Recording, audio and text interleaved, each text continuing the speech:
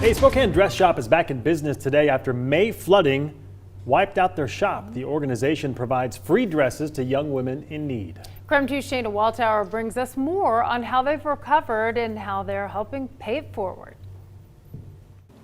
Yeah, at one point the shop was almost completely flooded, but now after about a 6-month recovery, they're able to help girls find dresses like this one so that everyone is able to feel special on their special day.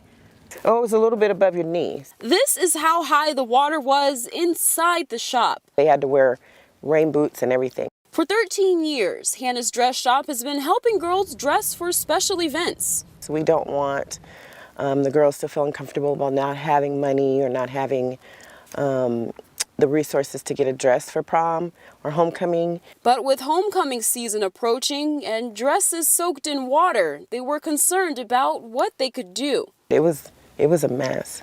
But they were soon able to get the zippers, straps, and lace back on the hangers. A lot of the community came together and we were able to save, cut off some of them at the bottom. So today they will be hosting their homecoming shopping event, except all the dresses are free.